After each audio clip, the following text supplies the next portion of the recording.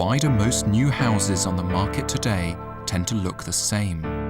We have so much choice about how to express ourselves in other areas of our lives, but try to buy a house, and almost the only thing available is the kind of architecture you might call pastiche, a reproduction of the housing styles of the past, like Neo-Georgian or Neo-Tudor. How deeply attached to this kind of architecture are we? Surveys suggest that we're dyed-in-the-wool conservatives where bricks and mortar are concerned. But what would happen if the house-buying public were genuinely presented with the option of affordable modern architecture? Our way of life has changed unrecognisably in the past 100 years or so. It's not beyond the bounds of possibility that our taste in architecture might be changing with it. In this programme, I'm going to Holland, a place where mass developer housing is a source of optimism about society, rather than resignation or despair. I'm travelling to Japan to see how different our houses might look if modernity was something we welcomed rather than feared. I want to argue for houses that help us to see the contemporary world as a place to feel at home in.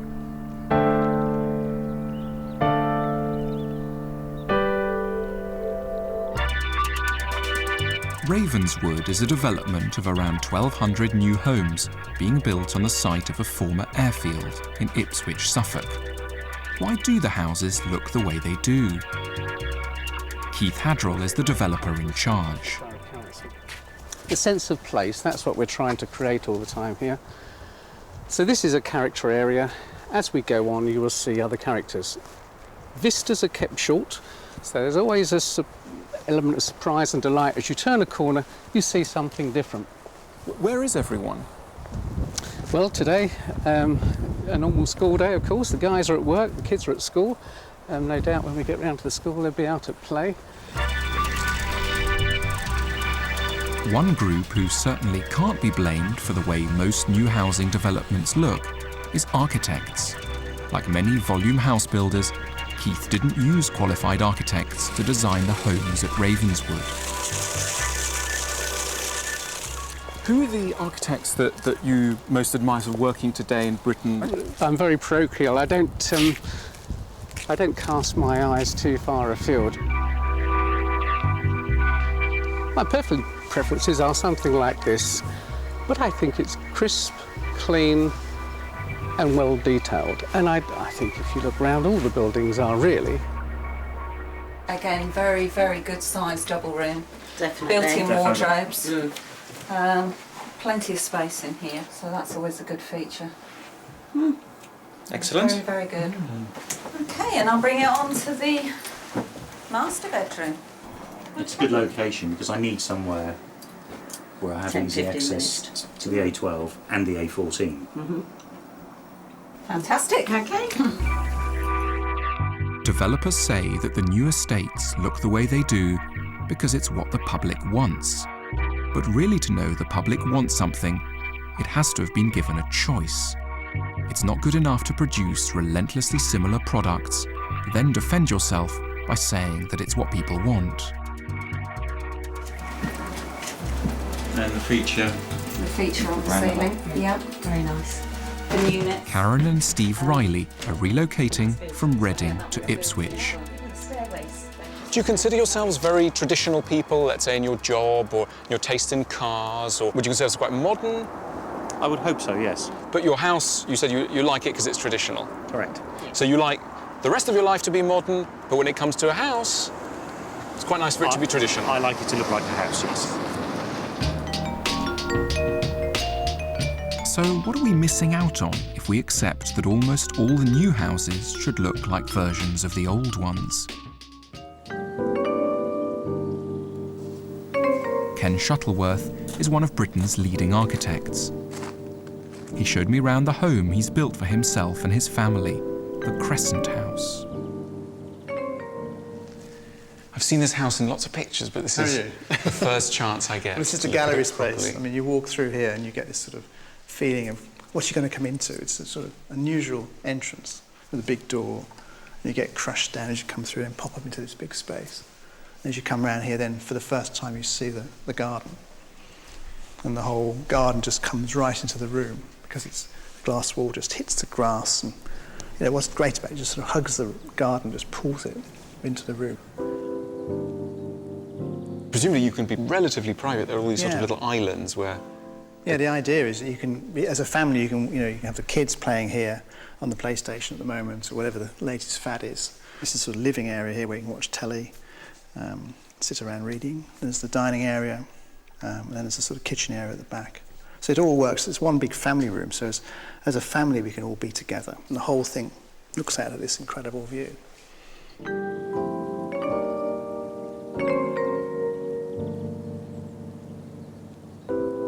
This house is lovely, obviously, but it couldn't be rolled out on a mass scale. Not everyone could possibly live in a house as nice as this. What would you say to that? Why not? I don't think there's any reason why. The principles of this house, the sort of asymmetry of it, putting the glass where it's important, highly insulating it, having a variety of spaces, some which are large, some which are tiny. Why you can do that anywhere? Anybody can do that. And it was built for £80 a foot, which is not expensive. People are building. You can build from anything from sort of £50 to £100 a foot for a housing scheme. And this is, I think this is very economical for what I actually achieved. Why isn't there more of this available? What's this obsession with I don't know. Georgian housing? Doesn't mean anything to me. I think this is what the house builders feel people want. But actually, your feeling is maybe they don't want it. I think it's moved on. I think with all the sort of television interest in design, even with IKEA, with Habitat in IKEA, with programmes on the television, people are getting much more aware of modern design, modern architecture.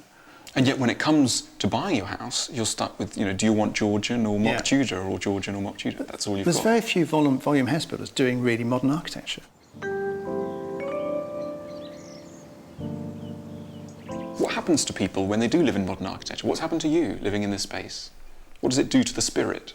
I think it's just one of those great uplifting things, isn't it? We've built this incredible house.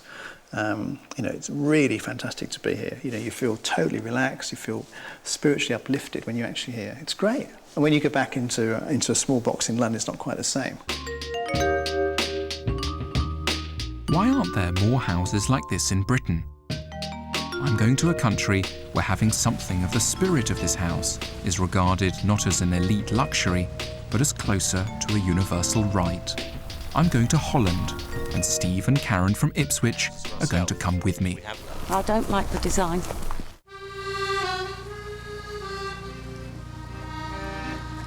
Eiberg is a man-made island which is rising out of the sea outside Amsterdam. This is mass developer housing, Dutch style. There's a mix of social housing and houses for sale. And there's an immediately striking difference from developments in Britain. Everyone here seems to want their houses to look modern.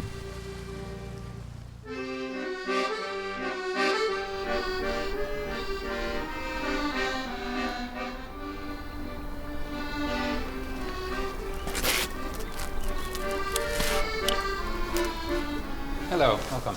Thank you. Hello. Hello, Alain. What a fantastic house. Yes. This is not how I imagined Holland. No windmills or girls in clogs. No, totally not. This is a different kind of world. Yes. No historical things. Actually, only modern things.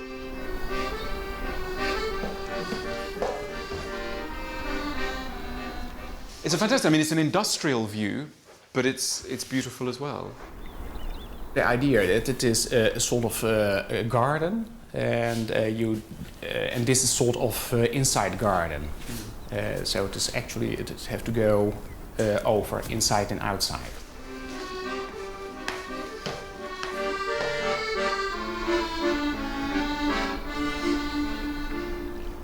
What's amazing here is this is the bedroom, so the most sort of intimate, cozy room, and yet the walls are covered in a rubber that you would find maybe in an airport or whatever, and yet it works. It's a modern, cheap, basic material, and yet there's a wonderful feeling. I mean, it feels like a bedroom in a nice way.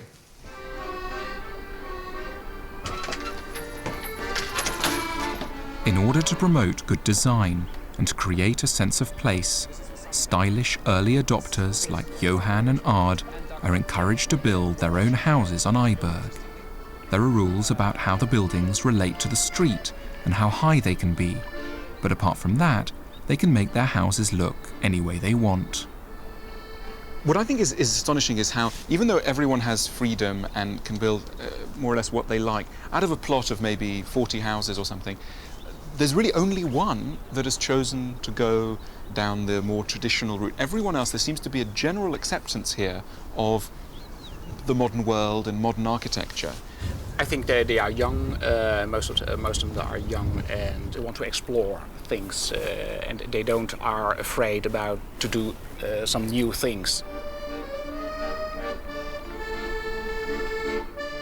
I tried to imagine Johan and Ard in one of the new British housing developments I'd visited, promoting good design, helping to create a sense of place, and playing the accordion. But I couldn't.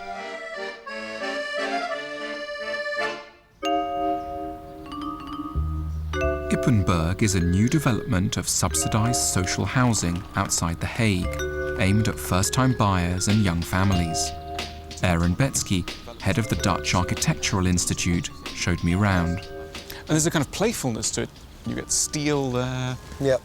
Blue house there, green house, brown house, black house. When I meet little kids there and I say, where do you live? He can point and say, oh, I live in the red house. And his friend can say, oh, I live in the blue ones. And also, of course, these are very recognizable forms. It's what a little kid would draw if they were drawing a house.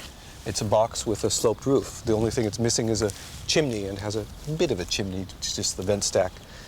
But that gives it this sort of human feeling.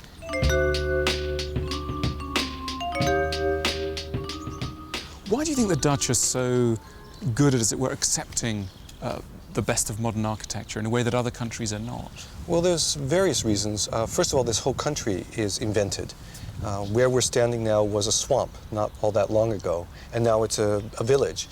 And so there's a sense that everything is artificial. Everything is made by human beings. And so you're always inventing something new. You're always remaking, renewing the very land itself. And the new's not frightening.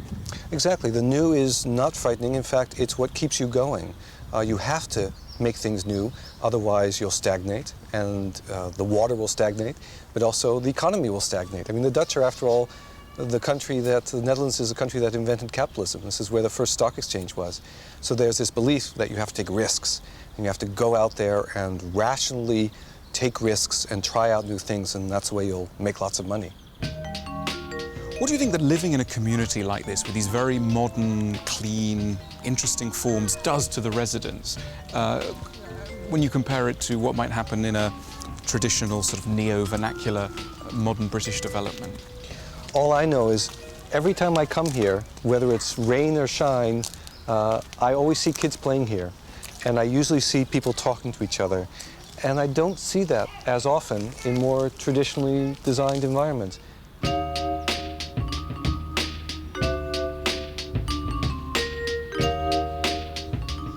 Coming from a development in Britain, I feel rather sad that we can't do anything as good as this. Why do you think you British can. can't? You absolutely can. But we don't. You don't, and I think it's because, again, it's been left to developers, and developers do marketing, and they figure out what people already know and want, rather than trying to see if they can do something that people might want. So if you did a marketing survey and you said, would you like a steel house? People would say no. Right. And yet, if you show it to them, then what happens? They say, beautiful, we love it.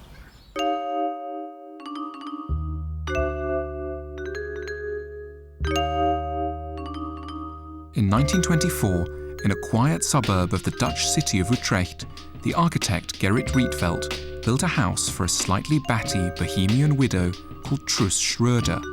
It was the house that began the Dutch love affair with modern architecture and design. Until then, Dutch bourgeois taste had gravitated towards the same stuffy and ornate Edwardian villas favoured by their British counterparts. But the Schröder house, with its emphasis on open-plan living, intricately folding walls which make the arrangement of rooms highly flexible, and bold geometric design in primary colours, caused an immediate sensation and ultimately launched 1 million trips to IKEA. In case we despair about what might be needed to change people's taste, the Schröder house is an inspiring example. The lessons it teaches us about open-plan living, about simplicity, about technology, have filtered right through to the way we all live today. A single house could change the way we all live. It's amazing how much variety there is in ordinary family housing in Holland. My favourites are to be found in the new suburb of Vijfhuizen.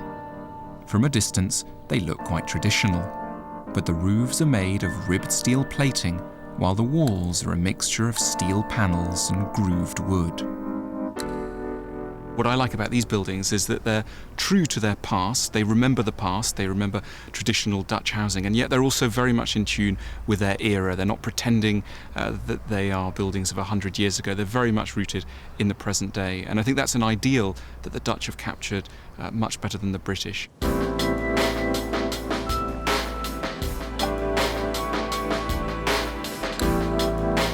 I'd asked Steve and Karen from Ipswich to come and see Vijfhuizen with me, because I wanted to show them what their money would buy them in Holland.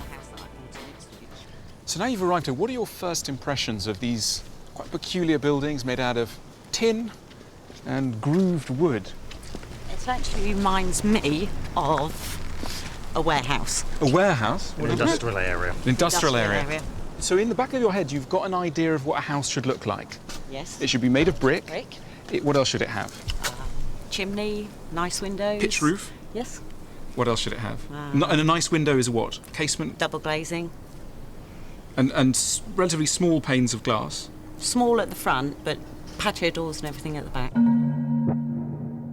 We've grown up with, and it's the only choices that we've ever had.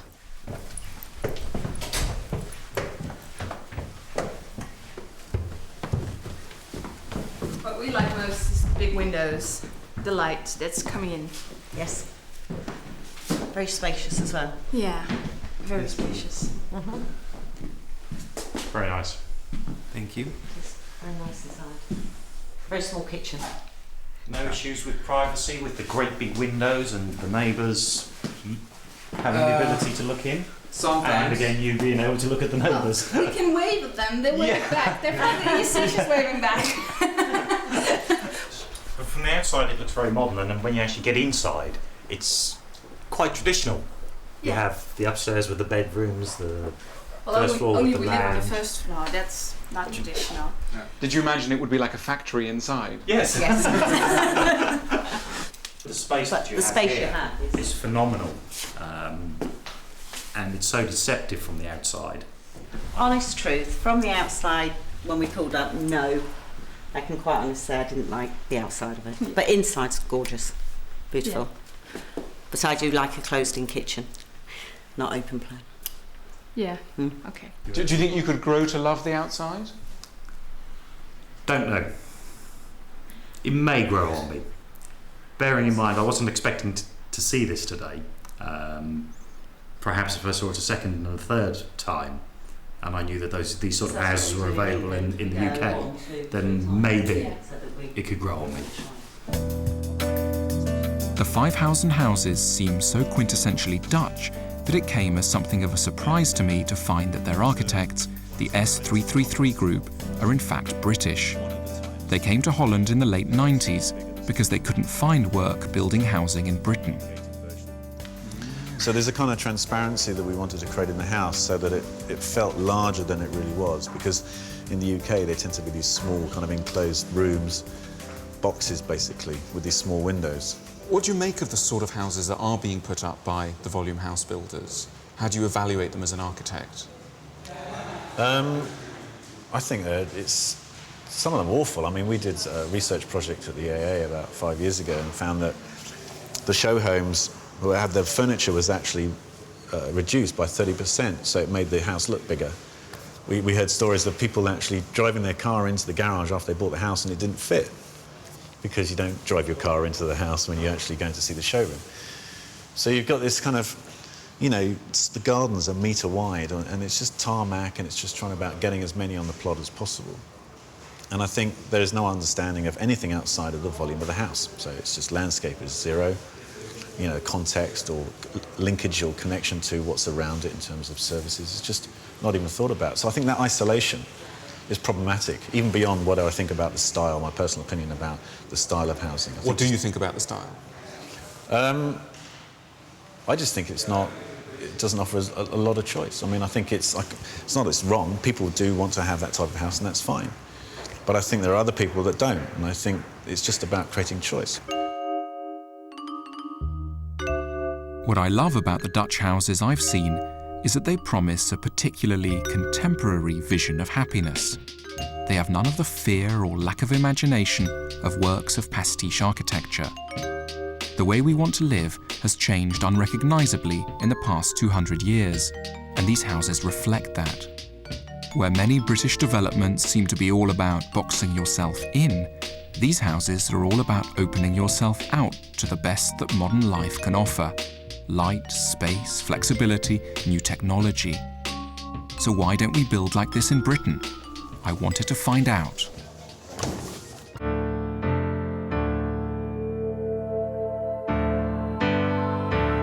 I'd met Keith Hadrell at Ravenswood, the housing development in Ipswich he's in charge of, and I'd noticed his nervousness about building modern-looking houses. I had been involved in the 60s in architecture, and a lot of the buildings that we put up then we're now pulling down, and I didn't want to get involved in anything like that. So for you, modern architecture meant 60s trauma? Yeah. Didn't want any of that. Didn't want that at all. It's been my argument that property developers like Keith aren't to be blamed for wanting to turn in a profit. The problem is that they often assume that there's an incompatibility between building good modern architecture and making money. So I wondered what Keith would make of the houses I'd seen in Holland.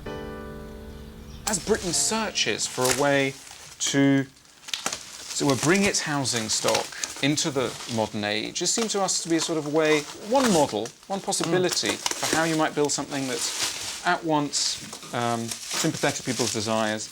It's very much a recognisable, it's enormously flexible in terms of its interior space. You've got a large gallery there, so it's a very flexible shape. You can also have additions in the roof. If you want to cover that up, you can get a sort of, whatever. I can imagine, yeah. Do you think something like this could be built at Ravenswood? I don't see why not. I don't see why not at all. No, but I mean, genuinely, would you build a few? I'll have a word with Ipswich Borough and see what they have to say. Because I think what inspired me about Holland was, I saw an example there. There's a country where they've got architects right in from the beginning, and they get them involved, and they're not expensive, and they produce, good work-a-day, but I think very elegantly tooled designs. I'm prepared to give it a go. I'd like to meet them, look at their costings, and yeah, I think it's quite exciting. Keith is still keen to build more modern houses at Ravenswood. Ipswich Borough Council will make their decision in the summer.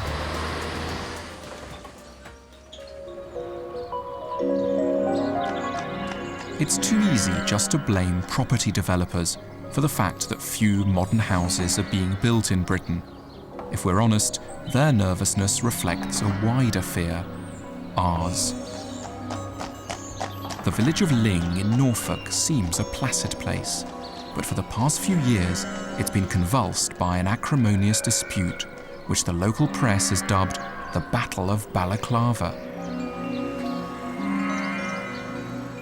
Local resident Peter Reynolds wants to build a modern house here on the site of his old pottery shed. I'm an unashamed modernist. I make no apologies for that. I believe that modern architecture, just like art or craft, should reflect the time in which it is made. I mean, it is very minimalist. That certainly reflects my tastes, but it uses traditional materials that are in use in the area. For example, lime render, weatherboarding, brickwork. Although Peter's design was initially accepted by the planners, it's since been rejected by the council because of objections from the neighbours. Do you like it? Do you not like it? No, it's horrible. Because? It just doesn't fit in with everything else, does it? Do you like the idea of a modern house in Ling? No. Why not? No, because it's a village, isn't it? I have been quoted in the press as describing as visually illiterate old farts. Did you say that? I did, I certainly did. What do you think of it? Think it should be built or not built? No. Nah, keep them out. Keep them out? Secret, this is. It looks pretty cool, but I don't know whether it would fit in. Right, but you think it's a winner? Yeah, it's pretty cool. There is something peculiarly British about this, putting the past on a pedestal where everything that is old is sacrosanct and that you touch it at your peril. One day, this proposed new building will be a historic building. Hello, would you have time to talk to me? No.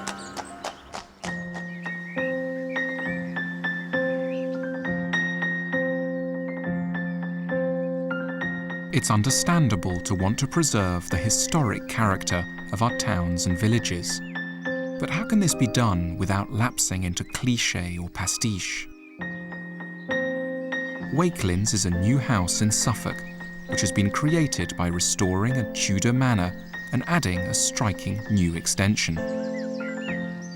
Its architect, James Gorst, showed me around. Why did you make it so deliberately new? What was the idea? We were very, the philosophy behind this, we set out we thought about it a lot at the beginning, and we wanted it to be very, very evident, very clear throughout. We wanted the difference between the old and the new to be very clear. And that's such an opposite, isn't it, of what normally happens, which is people get something old, they want to add something, and they immediately try and make the new look old. Yes. But there's no conflict. You can be respectful of the past and totally honour your own era. Yes, two can coexist. So we're walking now from the ancient bit of the house, skipping a few centuries and entering the modern world. Yes, and we sort of architecturally we mark that transition by lowering the floor, so we have a much higher ceiling height. We have different quality of light. The material of the floor material goes from oak to Portland stone. So all of these things point out that change. Right. Absolutely.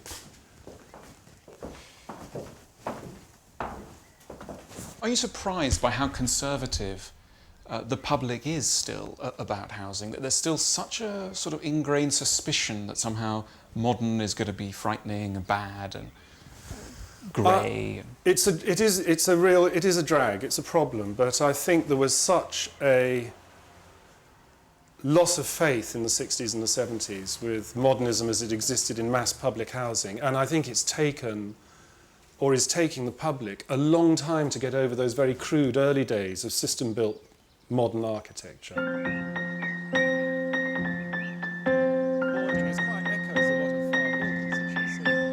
Do you think, in a way, this building, which looks, I mean, could be said to look incredibly modern, is actually really honouring the past? Very much so, because this building is all about craft. I mean, but as we look at its facade here, one could say, well, it looks just totally modern. What's there of the past here? Well, on a deep structural level, what connects it to the Tudor house is that both these buildings are timber framed. And what we have is about 400 years of development in timber frame construction. So this extension is a timber frame that was put together in a factory in Beccles and brought over here and erected in 8 days. So actually, if the Tudors were working now, they'd be going for something like this. They wouldn't go for mock Tudor. Absolutely, of course they would. No self-respecting age would ever go for what you may call kitsch or mock Tudor. It shows a complete betrayal of confidence in one's own age.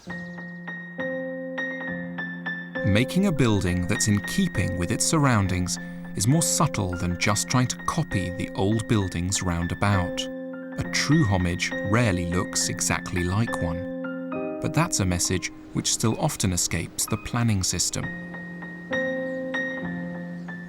Henning Stummel lives in a Georgian terraced house in central London.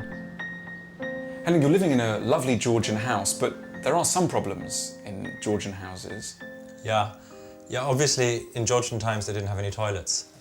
When we bought this house, we had the top room, square room was taken over by a toilet, which was a relatively big toilet considering the size of the house, and everybody had to just lumber all the way up and all the way down, and it just seemed inappropriate. And what we were looking at is to try and restore the Georgian plan and then have the toilets almost like a sort of add-on pod, you know, the way you upgrade a computer. You plug in something in the back and it becomes a more powerful or adapted tool.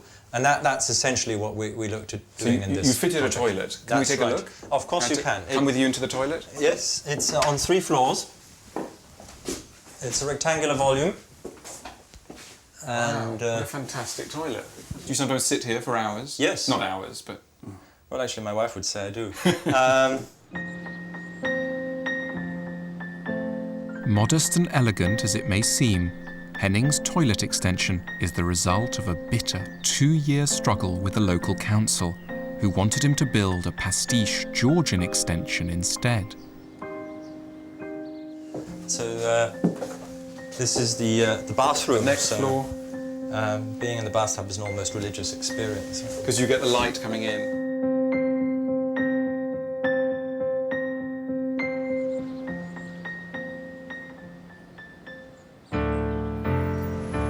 There's a widespread feeling of having been badly burnt by modern architecture, largely because of the often brutal redevelopment of towns and cities in the 60s and 70s. In Britain especially, there's a lingering anxiety that to live in modern houses is somehow to lose touch with our culture and traditions, to become rootless cosmopolitans. But there's no reason why even the most contemporary-looking architecture shouldn't be in subtle sympathy with the past. Henning's toilet actually respects the integrity of his Georgian house more than a fake Georgian extension ever would. It's a lesson I went to one of the most relentlessly modern-looking countries in the world to explore. After the break, I'll be snooping around some perfect modern homes in Japan.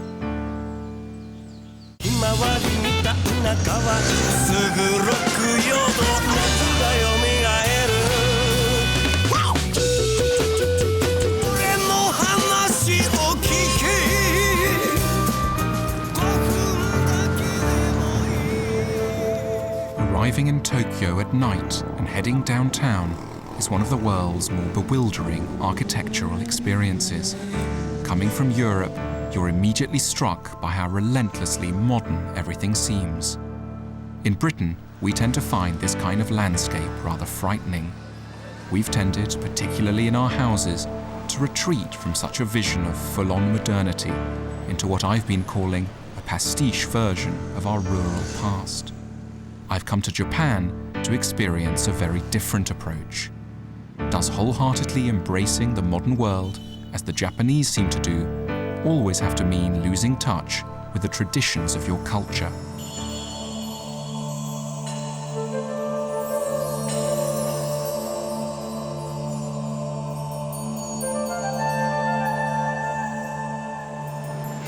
The dilemma facing Japanese architects is actually one that all architects face nowadays all over the world, and it's really this. How do you put up a building that avoids being bland and universal, and at the same time isn't going to be kitsch or an attempt to suggest that the modern world just never happened? How do you avoid the dichotomy between, on the one hand, a kind of global colourlessness, and on the other, a sort of Disney World pastiche? Really, the ideal is, how can you create a building that manages to be both historically sensitive and yet distinctively and gloriously modern?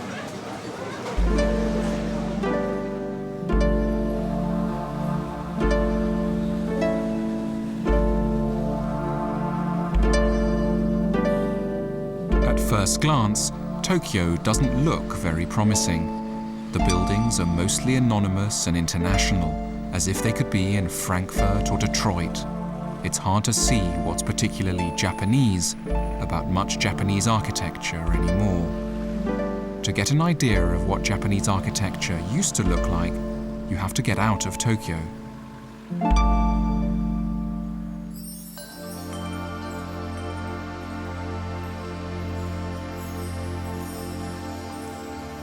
I visited an old-fashioned ryokan or inn up in the hills.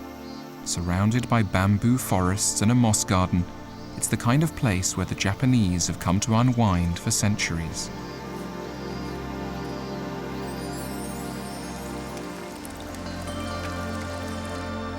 The interiors are simply austerely furnished, with paper shoji screens, creating the diffuse light and the sense of harmony between the interior of the building and the natural world outside that are the hallmarks of traditional Japanese architecture.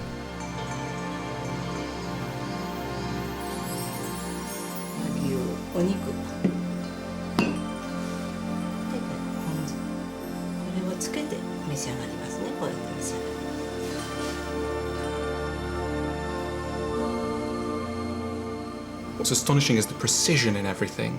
There seems to be a theme running through everything, from the food to the way people bathe to where the room is laid out.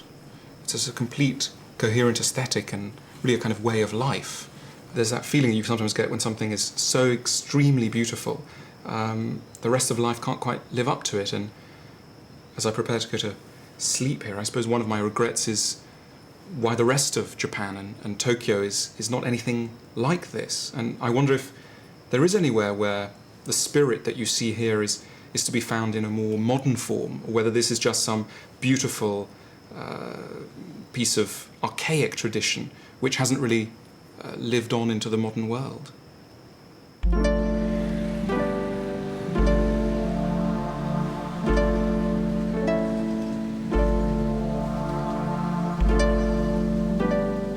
The plastic house was built in 2002 on a typically cramped urban Tokyo plot by the architect Kengo Kuma for Roland Kirishima and his family. Hello. Hi, Roland. Yokoso. Nice to meet you. Nice to meet you. Come on in. Wow, so you just drive straight in? Yeah. Very convenient place to park. So this is called a plastic house? Yes. How did you decide to build a house out of plastic? Well, our first plan was to actually build a whole structure with plastic, you know, even the sidewalls, and like a Lego house, you know, but unfortunately the law didn't allow us to, you know, build it throughout the whole thing without the, using any, how do you call it, pillars. So we ended up, you know, using it in the facade, on the front facade and the back facade. Roland is a fashion photographer and as modern a person as you're ever likely to meet. But his house has a simplicity and a translucent monochrome purity you might associate with a traditional Japanese religious building. Wow. So you've got a gravel garden, traditional temple-style gravel garden, and a moss garden, a tiny little moss garden. Yes, we're gonna probably eventually put another, how do you call it, a water bowl, you know, so we could wash our hands for the tea ceremony. Of course, even though it looks like an extremely modern house, actually you're thinking about a lot of the traditions of Japan. In the West, we tend to think of this kind of Zen minimalism as a luxurious style option, the set dressing of choice for Prada stores and boutique hotels. But here, it's a philosophy and a way of life. So this is the master bedroom. Gosh, very peaceful. Yeah. What happens Zen Buddhists believe that we need our houses to create a refuge from the clutter and distraction of daily life, not in order to hide from reality, but precisely to come closer to its central truths. And yet the miracle of this house is that it's all been achieved by the most uncompromisingly contemporary of materials, plastic.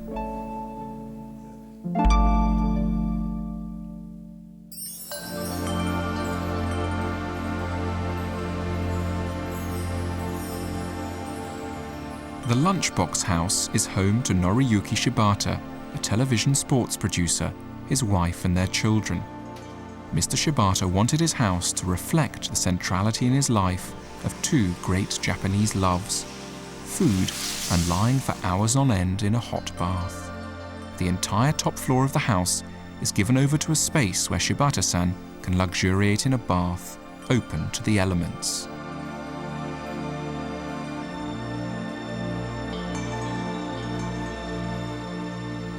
And the connection with food is something Shibata-san explained to me over lunch.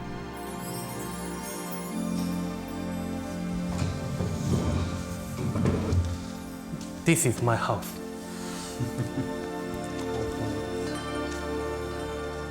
Although it looks modern, the house is based on an ancient idea.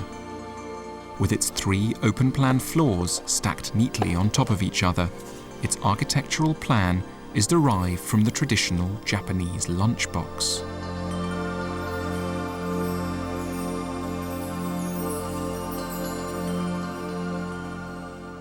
Many of Japan's houses are marked by extremely simple furnishings, reflecting a long-standing pull in Japanese aesthetics towards austerity and emptiness. In pre-modern Japan during the Momoyama and Edo periods, even the great lords and wealthy merchants would often leave behind their castles and mansions and head to a simple hut in the hills in obedience to the Zen Buddhist command that spiritual enlightenment could only come through a life entirely without embellishment.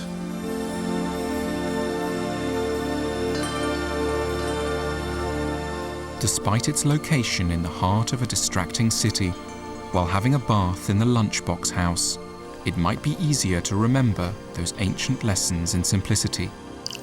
The emptier the rooms, the more certain truths may be visible.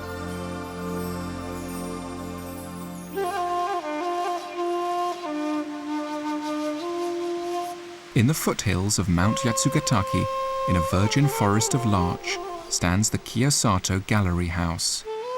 It was commissioned as a weekend retreat by Joji Aonuma, a banker, and his wife Chiko. This is the west, this is the east, So this direction really we appreciate, the rather artificially we cue the lighting from the south, Only expect this space. We have no windows, only this. So it really focuses the attention, almost like a picture, onto nature. It's a kind of, let's say, surprise.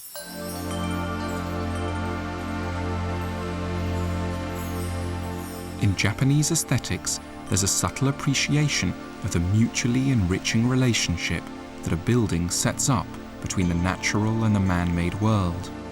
The architect of this house, Satoshi Okada, meditated for a whole day on the spot where the house was to be built, until its ship-like shape came to him, and the result is a true dialogue where the nature frames the building and the building frames the nature that surrounds it. The river is very close to our life. We wash the clothes, we wash dishes in the river, and we want to live close to the river. But nowadays you don't wash your clothes or dishes. You've got a washing machine upstairs. Just enjoy the sound of the river. You just get the best of the old, but actually you put everything in the dishwasher. That sounds like a perfect balance.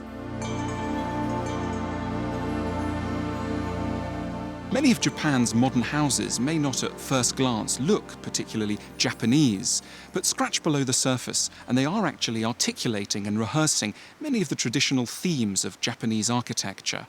Though these houses may be built of modern materials, concrete and steel, glass or even plastic, they can be seen to be alive to some of Japan's traditional understanding not just of beauty, but also, ultimately, of happiness.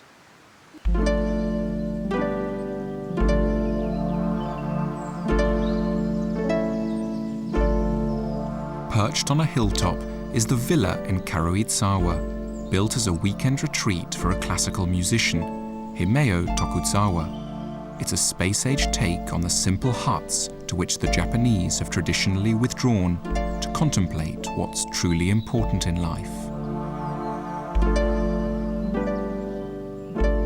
Alain.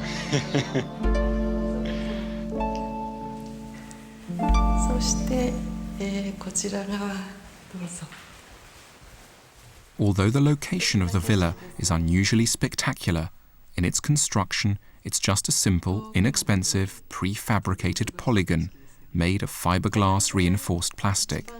And yet, for Himeo, and for me, it's a statement of a perfect, achievable kind of happiness. Could sit here for hours. Very peaceful. Yes. But Japanese tea. Yes, Japanese tea. Perfect.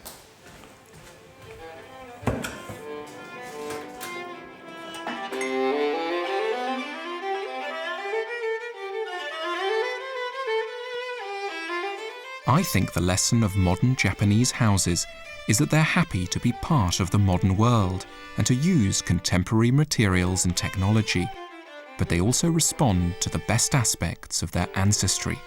For them, there's no contradiction between the two. They don't patronize their own history as works of pastiche architecture do. They're adventurous with it. They're carrying their traditions forward into a restless global future. With more houses like these, we too might learn to see the modern world as somewhere to feel at home in.